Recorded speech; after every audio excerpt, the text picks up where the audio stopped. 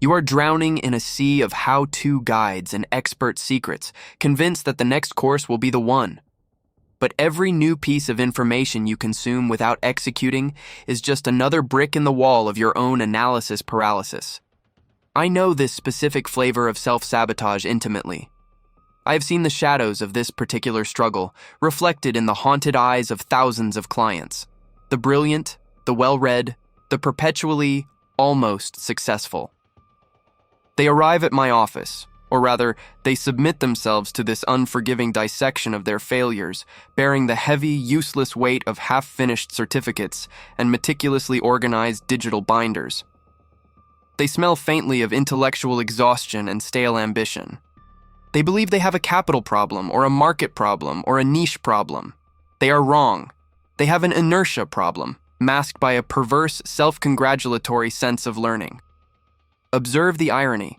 The very act intended to propel you forward, the consumption of specialized knowledge, is precisely what anchors you to the bottom of the Mariana Trench of mediocrity. You are not building a foundation. You are merely constructing a magnificent gilded cage out of PDFs and video modules. Let us be clinical. What you are experiencing is not genuine preparation.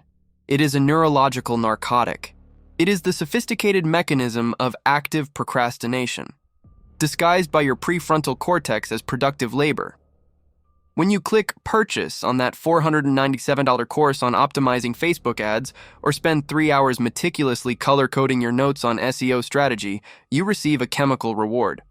The brain registers the input of complex information, the identification of a problem, and the acquisition of its theoretical solution, as a form of progress. It releases a measured, clean hit of dopamine. This dopamine is cheap. It is the psychological equivalent of instant ramen, quick, satisfying, and devoid of nutritional value for your bottom line. The human brain, an exquisitely lazy organ dedicated primarily to energy conservation, operates on a risk-reward calculation favoring the path of least resistance. Consider the two options laid before your mental architecture. Option A, execution. High risk, high reward, high cognitive load. Requires initiating a cold email sequence. Involves the risk of rejection, public failure, and financial loss. Triggers the stress hormones associated with uncertainty, cortisol. Requires the painful, messy process of iterating based on real-world feedback. Option B, consumption. Low risk, zero reward, low cognitive load. Requires watching an expert explain how to initiate a cold email sequence. Involves the pleasant certainty of structured learning and the satisfaction of understanding. Triggers the reward pathway, dopamine, for problem identification without demanding the physical or emotional cost of application. Your brain consistently chooses option B. It has learned to exploit the socially acceptable narrative that more knowledge equals better outcomes. This is the great lie of the digital age. You are engaging in cognitive hoarding. You are storing information far beyond your capacity to process, integrate, or deploy it. The psychological consequence of this behavior is a crippling sense of unearned competence. You walk around with the ghost knowledge of an expert, yet possess the functional skill set of a novice. This gap, this cavernous disconnect between your perceived internal preparation and your demonstrated external results, is the source of your profound, silent professional shame. This is not preparation. It is emotional shielding. The vast library of unused skills you carry serves as a defensive wall against the fundamental terror of execution. If you never launch the product, never send the pitch, never commit to a strategy, then the knowledge remains pristine, theoretical, and fundamentally untested. The moment you execute, the knowledge is subjected to the harsh empirical scrutiny of the market. And failure in that cold light is painful. The eternal student cycle is therefore a sophisticated defense mechanism against vulnerability. You are not seeking mastery, you are seeking safety. You are avoiding the necessary discomfort that precedes genuine economic growth. I once worked with a software developer, let's call him Arthur from Seattle. Arthur had spent 6 years cycling through courses on advanced data structure, machine learning protocols, and 5 different marketing frameworks for SaaS startups. He had spent close to $40,000 on education. He could articulate the nuanced differences between the ADA and the PASS frameworks, while simultaneously explaining the algorithmic bias in contemporary neural networks. He was, intellectually, a marvel. Yet, he was still working a miserable, low-paying contract job, unable to launch the simple, brilliant utility app he had designed 5 years prior. When I pressed him on why he hadn't launched, his response was always the same, delivered with the quiet dignity of a scholar. I haven't completed the advanced certification in user experience design yet. I need to ensure the product is perfectly optimized before I introduce it to the market. Arthur was a textbook case of anxiety, inhibition overload. His mental hard drive was so cluttered with conflicting protocols and optimization theories that the system defaulted to a permanent state of standby. He had achieved a state of paralyzing non-congruence. His identity was tied to the idea of being an expert rather than the act of producing results. The moment he risked the product, he risked shattering the fragile identity he had built on theoretical knowledge. The tragedy here is surgical. By seeking to maximize preparation, Arthur had maximized his inertia. We must recognize that the knowledge industry, particularly the online sector, thrives on this pathology. It monetizes your fear of failure by selling you the illusion of control. Every new course promises to fill the one missing gap that is preventing success. It's a perpetual motion machine fueled by anxiety. The vendors are selling you a hit of cheap dopamine and a temporary reprieve from the crushing pressure of reality. We need to treat this like the addiction it is. You are addicted to the process of learning, not the outcome of implementation. The solution requires a brutal, immediate surgical intervention into your existing mental architecture. We must introduce a system of severe constraint, a necessary starvation designed to redirect your cognitive resources from passive consumption back toward active production. The objective is to sever the toxic link between input and reward. We must destroy the belief that reading about the exercise is the same as lifting the weight. This is where the standard advice of just execute fails. It ignores the neurological reality of the resistance. You cannot simply willpower your way out of a dopamine feedback loop that has been reinforced for years. We need a protocol. A rigid, unforgiving framework that dictates precisely when and how information is allowed to enter your operational sphere. You need to stop treating knowledge like an infinite buffet and start treating it like specialized ammunition. Ammunition is useless unless loaded into the chamber and fired at a defined target. You do not stockpile ammunition indefinitely. You use what you need for the immediate engagement. Your current strategy is based on the flawed assumption that all knowledge is created equal and that quantity supersedes context. We are going to invert this paradigm. We are going to introduce the just-in-time learning protocol. This protocol is a declaration of war against your cognitive hoarding. It is a harsh, immediate constraint designed to create a productive scarcity. The rules are simple, merciless, and non-negotiable. The core principle is this: knowledge is only permissible if it can be immediately converted into action within the next 60 minutes. If you are watching a tutorial on how to set up a specific type of sales funnel, you must have the software open, the payment processor connected, and the initial copy drafted before you press play. You are not watching to understand. You are watching to apply. The screen is merely a temporary instruction manual for the immediate task at hand, not a source of abstract wisdom. This approach achieves two critical objectives. 1. It weaponizes scarcity. By limiting learning to the precise moment of necessity, it strips the consumption of its comfort function. Learning becomes a high-stakes, high-pressure operation. The brain is forced to prioritize integration because failure to integrate means immediate failure in the task. 2. It breaks the dopamine cycle. The reward is no longer derived from clicking next module. The reward is deferred until the task is successfully executed in the real world, a conversion, a successful pitch, a completed deliverable. This shifts the neurological reinforcement from passive intake to active output. Imagine your brain as a high-security vault. Historically, you've allowed endless streams of data to flow in, clogging the mechanisms and slowing the clock speed. Now, we are installing a rigorous security checkpoint. If the knowledge cannot demonstrate its immediate tactical utility, it is denied entry. The feeling this generates is initially unsettling. You will feel exposed. You will feel unprepared. This is precisely the point. The comfort of the eternal student was a delusion. We are trading the warm blanket of theoretical preparedness for the cold, sharp efficiency of tactical application. Consider the implications for your daily routine.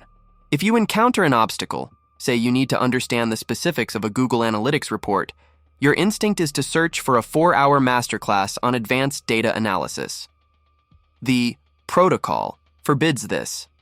You are only allowed to search for the specific 90-second video that explains how to find the single metric you need right now to make the next decision. You find the metric, you make the decision, and you close the browser. The goal is not comprehensive mastery. The goal is functional mastery. The eternal student seeks to know everything about the forest before taking a step. The profitable operator demands only the coordinates of the next clearing. In the digital economy, the landscape changes too rapidly for comprehensive knowledge to ever be achieved. Perfection is a mirage used by the fearful to justify stagnation. We must embrace the concept of necessary ignorance. You must be willing to execute with 70% certainty, knowing that the remaining 30% will be filled in by the feedback loop of the market, which is a vastly superior teacher to any online guru. When you feel the familiar pull toward the next shiny course, that seductive whisper promising the ultimate secret, you must pause and ask yourself the surgical question. If I consume this information, what specific measurable action will I take in the next 60 minutes that directly generates revenue or moves me closer to revenue? If the answer is, I will organize my notes, or I will feel more confident, or I will be more prepared for next month, then the answer is no. That is the siren song of active procrastination. That is your brain trying to give you a cheap dopamine hit to avoid the heavy lifting of true execution. The cognitive load of deciding what to do with information is often greater than the cognitive load of the information itself. By adopting the My Just-in-Time protocol, we eliminate the decision paralysis by making the context mandatory. Knowledge acquisition becomes a dictated necessity, not a recreational hobby. This shift will feel brutal because it forces you to confront the very real possibility of inadequacy. You are no longer protected by the safety net of perpetual study. You are exposed, operating on thin margins of knowledge, reliant only on what you can immediately deploy. This is the blindagem you need. Not shielding yourself from failure, but shielding yourself from the temptation of preparation. Think of the wasted hours. The courses you paid for, the PDFs downloaded, the webinars attended, they are not assets, they are psychological liabilities. They represent the accumulated weight of unfulfilled potential, anchoring your mental architecture in a state of chronic low-grade anxiety. You must accept that the anxiety associated with executing is temporary and productive. It is the friction necessary for movement. The anxiety associated with perpetual preparation is chronic, corrosive, and profitable only for the course creator who sold you the illusion of safety. The solution, therefore, is not to learn better. It is to learn less, but with terrifying precision and immediate intent. We are trading intellectual breadth for tactical depth. The goal is to achieve flow state not in the act of note-taking, but in the brutal, beautiful, profit-generating act of deployment. We are going to dismantle the library you built and replace it with a highly specialized armory. The time for comfortable research is over. The time for strategic engagement has begun. The fear you feel now is the natural resistance of your system to being forced out of its luxurious, unproductive hibernation. Embrace the discomfort. It is the sound of your inertia breaking. The fear you feel now is the natural resistance of your system to being forced out of its luxurious, unproductive hibernation. Embrace the discomfort. It is the sound of your inertia breaking. The next phase is the most painful, confronting the internal saboteur. This mechanism is not external. It is woven into the very fabric of your mental architecture. I call this phenomenon the scholar's delusion. Picture the scene, as I have lived it countless times. A Sunday afternoon in the meticulously organized home office, the scent of expensive, stale coffee hanging in the air. You sit before triple monitors, surrounded by stacks of color-coded notebooks, digital receipts for 36 courses, and the nagging sense of intellectual overwhelm. Your calendar is full. You have allocated 6 hours to deep work, which in reality translates perfectly into 6 hours of watching lectures on advanced funnel optimization, a skill you needed 3 years ago and which has since been rendered obsolete by algorithm updates. You feel the burn of concentration. You are taking meticulous notes. You are actively synthesizing concepts that have zero bearing on your current revenue generation. Your brain, in its elegant treachery, registers this activity as work. You feel productive, even smugly superior to those who are merely executing without your comprehensive theoretical foundation. But let us be surgical. This is a magnificent feat of self-deception, the core mechanism of active procrastination. The system identifies the high-risk, high-friction activity, writing the sales copy that might be rejected, hitting publish on the untested product, cold emailing the critical, high-value lead, and files it under threat. Execution involves exposure, potential public failure, and the messy reality of market feedback. Your ancient, survival-oriented brain interprets this as a threat to status and resource access. To neutralize this threat, the system substitutes a high-certainty, low-risk proxy, knowledge acquisition. Learning provides an immediate, measurable surge of accomplishment. The completion bar moves. The module certifies you. This is the neurological equivalent of a sugar rush, a cheap, fast dopamine hit that leaves you metabolically worse off, yet psychologically sated. You are training your neural pathways to seek the phantom reward of preparation rather than the tangible, difficult reward of profit. You are not lazy. You are aggressively avoiding the point, dressed up in the respectable garb of the serious academic. The dopamine derived from completing a module is predictable and instantaneous. The reward from execution is delayed, uncertain, and requires surviving market rejection. The just-in-time protocol feels like tearing a security blanket from a child because it eliminates the preparatory ritual that masked your fundamental fear of inadequacy. When you are forced to learn only what you need in the next 60 minutes, the learning itself loses its recreational value. It ceases to be an intellectual comfort and becomes a surgical tool. This is why the friction increases dramatically. When you feel that intense, almost physical resistance to starting a task because you don't know enough, that is the tell. That resistance is the accumulated inertias of years of intellectual hoarding finally being challenged. We must enforce congruence between your proclaimed goals, financial self-sufficiency, market dominance, and your current actions, endless consumption.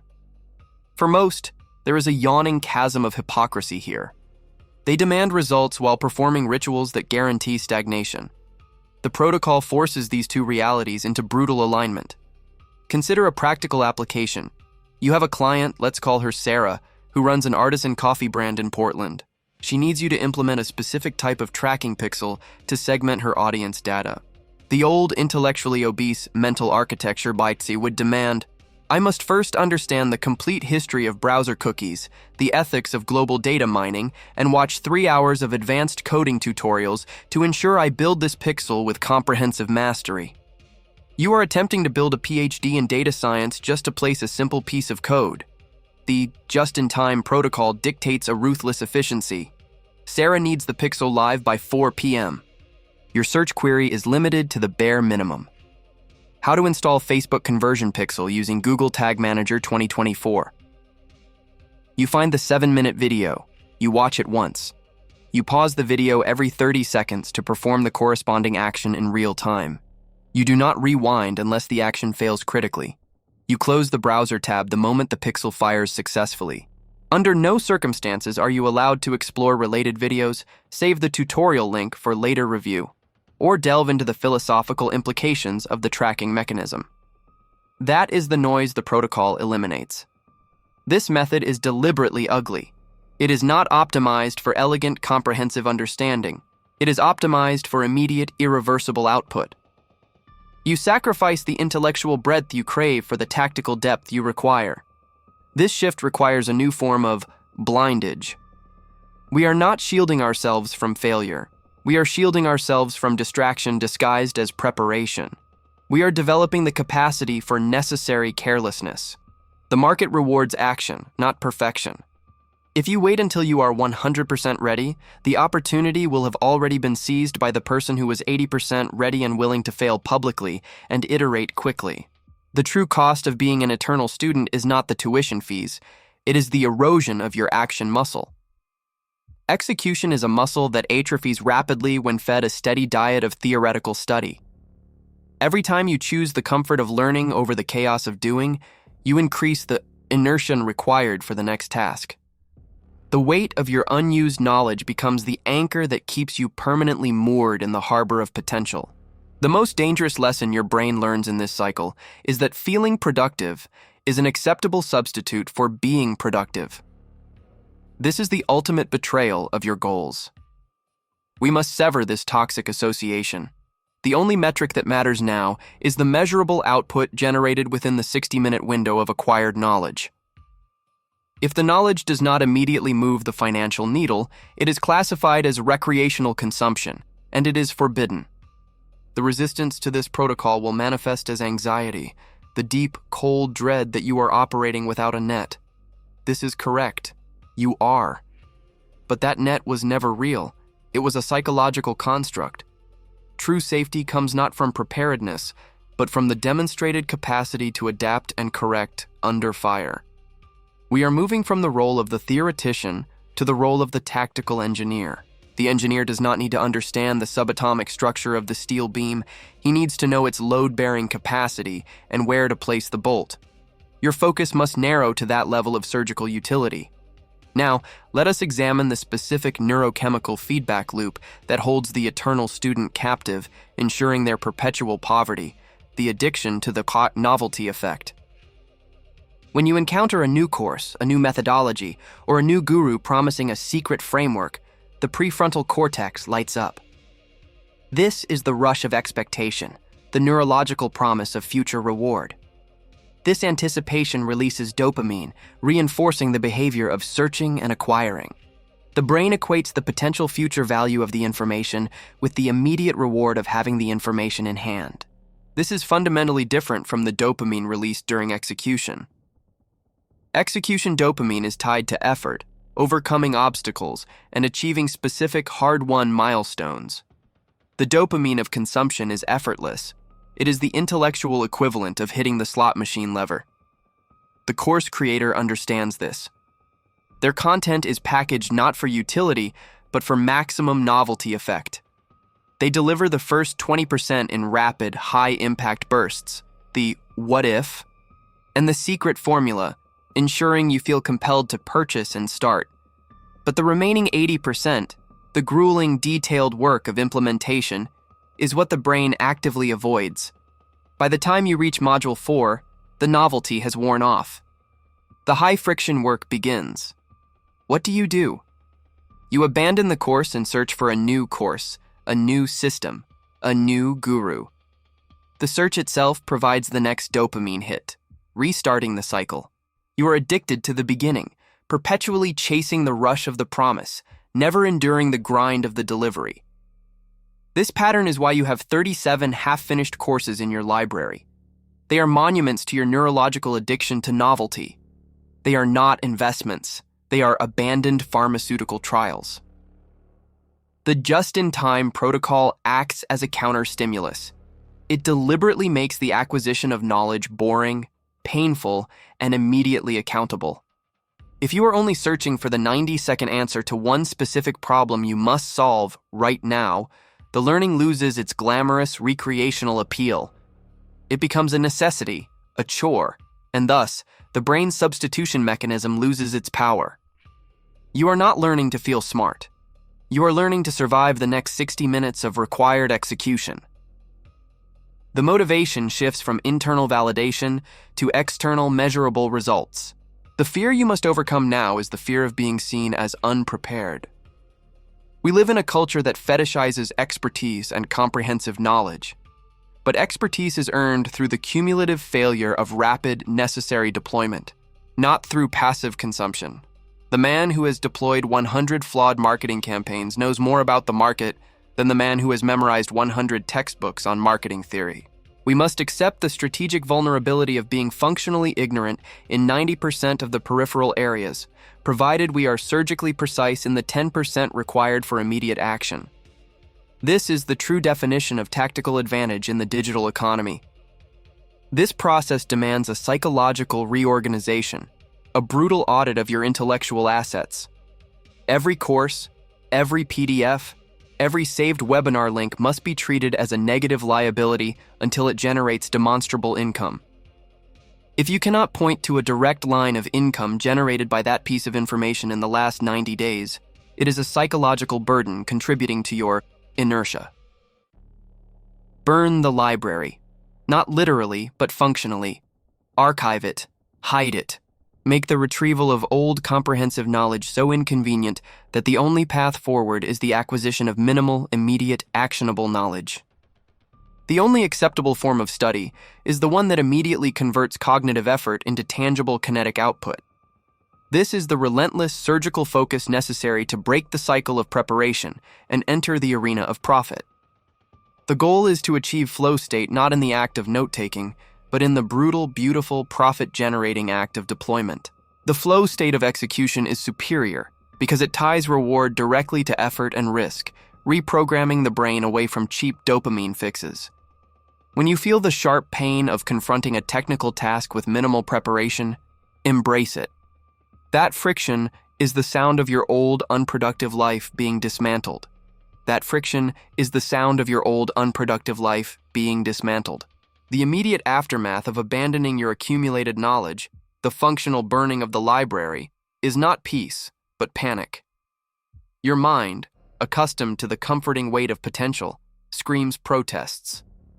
It utilizes what I call protest architecture. A neurological defense mechanism designed to reassert the old, safe pattern. It tells you that the next client will ask about the 14 submodules of market segmentation you skipped. It whispers that true professionals are comprehensive, not expedient. This is the final, most cunning manifestation of active procrastination. You feel the urge to execute, but the brain substitutes that kinetic energy with a final, desperate search for the missing piece. It suggests one more podcast, one final masterclass, one quick review of the old notes, just to ensure your blindagem, your intellectual armor, is complete. I assure you, your armor is made of paper. It is the illusion of preparation shielding you from the reality of inadequacy, which, ironically, is the only place true competence is forged. We must enforce the Bach just-in-time protocol. With brutal, unwavering discipline. This is not a suggestion. It is a neurological reprogramming regimen that treats consumption as a toxin and execution as the only antidote. The application is simple, yet psychologically jarring. The 60-minute congruence cycle. You are allowed to initiate a search for information only when a task of demonstrable commercial value has been stalled by a specific technical hurdle. The search must be framed not as, I need to understand SEO, but as, I need the exact syntax to insert a no-follow tag on this specific WordPress page right now. 1. Identify the constraint. The immediate measurable blocker.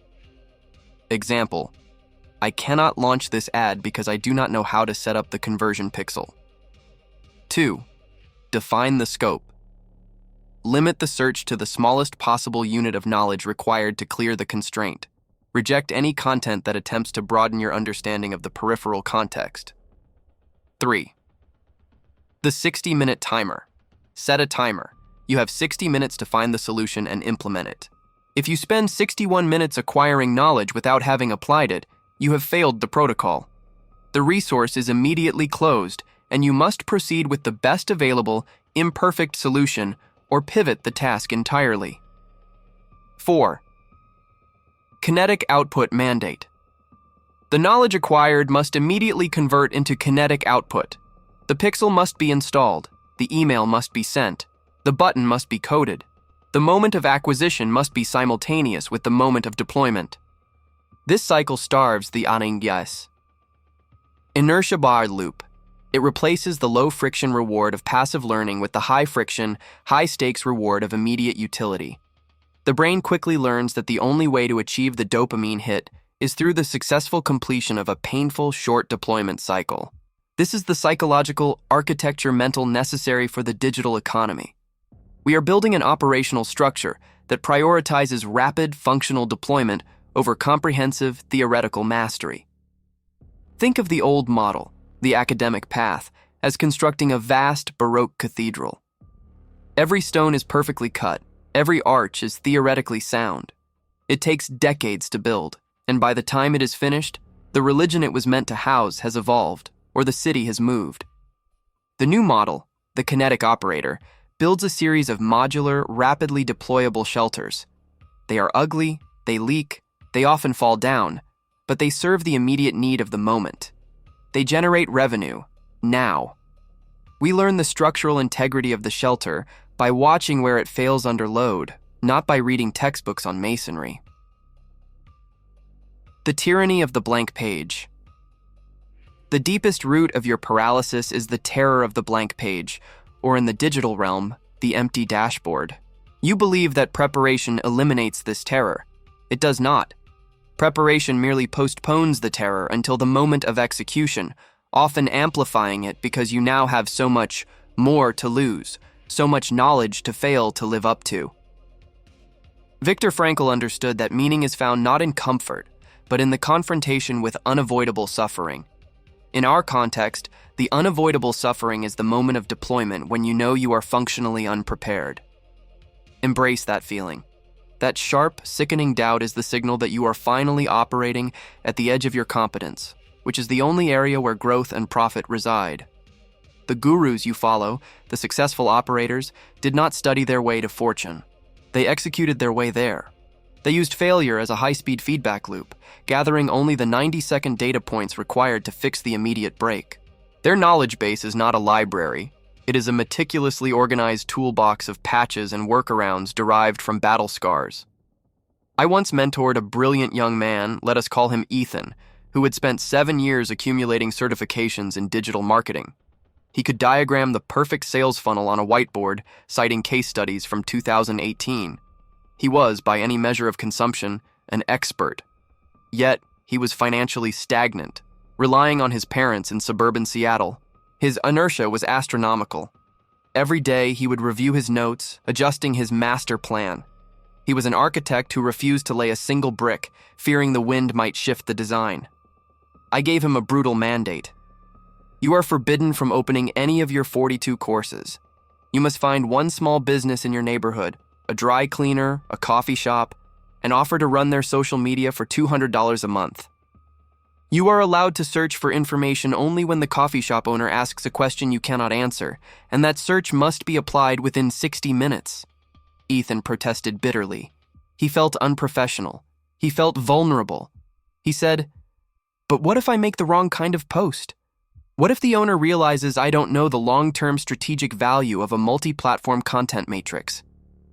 I told him, "The owner only cares if the phone rings, Ethan. He doesn't care about your matrix. And if you make a wrong post, the world will not end. You will have data. Data is currency. Theory is debt." The initial weeks were agonizing. Ethan was forced to search in a panic for things he felt he should already know, like how to properly resize an image for Instagram stories. He was forced to confront his cognitive gaps not in the safety of a syllabus, but in the heat of a live environment. The shift was immediate. The knowledge he acquired under pressure, the 90-second fix, was burned into his long-term memory with an intensity that 3 years of passive note-taking never achieved. Why? Because the knowledge was tied directly to a real-world consequence and a tangible financial reward. It achieved congruence, the alignment between internal effort and external measurable result. Within 3 months, Ethan was managing 5 small accounts. He was still technically ignorant in 80% of marketing theory, but he was surgically effective in the 20% that generated income for his clients. He had exchanged the shallow dopamine of consumption for the profound, sustaining neurochemical reward of competence derived from risk. The final protocol: accepting functional ignorance. To break the cycle permanently, you must internalize the necessity of functional ignorance. You must accept that maximum preparation is the enemy of maximum speed. The digital landscape rewards the specialist who can perform one task flawlessly and rapidly, not the generalist who can describe the entire ecosystem beautifully. Your goal is not to be a professor of digital commerce. Your goal is to be a mercenary operator. Mercenaries do not debate geopolitical theory. They execute the mission with the minimal necessary equipment. This transition requires a final act of psychological surgery, the removal of the social validation mechanism tied to intellectualism. You must stop seeking the admiration of your peers for how much you know and start seeking the objective metric of how much you produce. When you feel the urge to click on that new course, that webinar promising the ultimate comprehensive strategy, visualize the internal neurological transaction. You are trading potential future wealth for immediate, cheap comfort. You are choosing the intellectual equivalent of a sugar rush over the steady, sustainable energy of kinetic output. Your brain is a machine designed for efficiency. If it discovers that the path of least resistance, studying, provides a reward, dopamine, that mimics the path of maximum resistance, execution, it will always choose the former. The just-in-time protocol is designed to break this mimicry. It introduces necessary friction into the learning process, ensuring that the reward is only granted when the knowledge has passed through the crucible of immediate deployment. We are making learning painful, transactional, and non-recreational. We are making execution unavoidable. The true blindagem is not the fortress of comprehensive knowledge, but the speed of iteration. When you release imperfect work rapidly, you invite failure, but you control the timeline of recovery. The man who takes 6 months to release a perfect product is destroyed by the market shift that occurs in month 7. The operator who releases 12 flawed iterations in those same 6 months owns the market data and has built an immune system against failure. Stop admiring the map. Start walking the terrain. The only acceptable measure of your intellectual assets is the balance sheet they generate. If your knowledge cannot be exchanged for currency in the next 60 minutes of required action, it is not an asset. It is an artifact of your procrastination. Archive the past. Shut down the perpetual student factory.